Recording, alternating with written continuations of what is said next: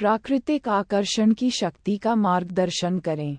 प्राकृतिक आकर्षण बस वे चीजें हैं जिनके बारे में हम स्वाभाविक या भावुक रुचि महसूस करते हैं। हमारा विश्व एक बड़ा और विविधतापूर्ण है, और यह हम में से प्रत्येक को सीखने और अनुभव करने के लिए बहुत कुछ प्रदान करता है। लेकिन इसका मतलब यह नहीं है कि हम में से प्रत्येक को सीखने या अनुभव करने में स्वाभाविक या भावुक रुचि है। कुछ आंतरिक तंत्र है जो हमें स्वाभाविक रूप से चयनात्मक बनाता है। अगर आप इसके बारे में सोचें, तो मुझे यकीन है कि आप ऐसी कई चीज़ों की सूची बना सकते हैं जिन्हें करने या होने में आपकी बिल्कुल भी रुचि नहीं है। मुझे पता है कि मैं ऐसा कर सकता हूँ। आप उन चीज़ों की एक और सूची भी बना सकते हैं जिनमें आपकी थोड़ी बहुत रुचि है।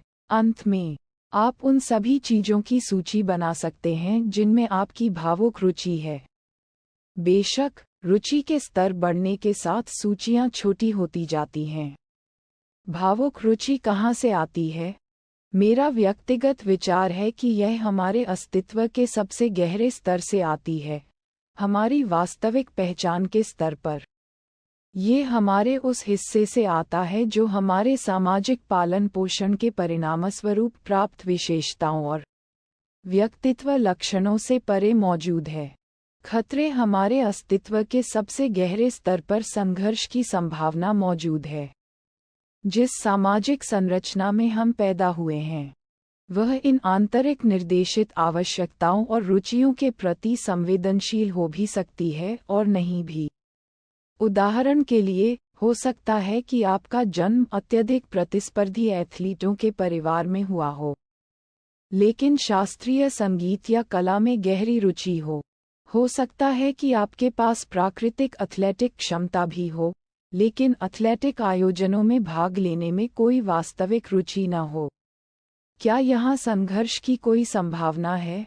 एक सामान्य परिवार में, अधिकांश सदस्य आप पर अपने भाइयों, बहनों या माता-पिता के नक्शे कदम पर चलने के लिए बहुत दबाव डालेंगे।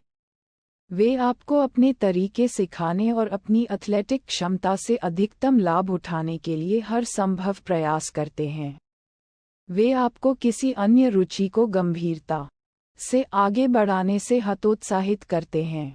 आप उनकी इच्छा के अनुसार चलते हैं, क्योंकि आप बहिष्कृत नहीं होना चाहते, लेकिन साथ ही वे जो आपसे करवाना चाहते हैं, वह आपको सही नहीं लगता, हालांकि आपने जो कुछ भी सीखा है और सिखाया है, वह एथलीट बनने के पक्ष में तर्क देता है। समस्या यह है कि यह आपको वैसा नहीं लगता जैसा आप हैं। हमें जो सिखाया जाता है कि हमें क्या बनना चाहिए, उसके कारण होने वाले संघर्ष और हमारे अस्तित्व के सबसे गहरे स्तरों पर जो भावनाएं प्रतिध्वनित होती हैं, वे बिल्कुल भी असामान्य नहीं हैं। मैं कहूँगा कि बहुत से लोग, यदि अधिकांश नहीं, तो ऐसे परिवार और सांस्कृतिक वातावरण में पले बड़े हैं जो उन अनोखे तरीकों को बहुत कम, यदि कोई हो, वस्तुनिष्ठ, गैर निर्णयात्मक समर्थन देता है, जिनसे हम खुद को अभिव्यक्त करने के लिए बाध्य महसूस करते हैं। समर्थन की यह कमी केवल प्रोत्साहन की अनुपस्थिति नहीं है, ये किसी विशेष तरीके से पूरी तरह से इनकार करने जितना गहरा हो सकता है, जिसमें हम खुद को अभिव्यक्त करना चाहते हैं। उदाहरण के लिए, आइए एक सामान्य स्थिति पर नज़र डालें।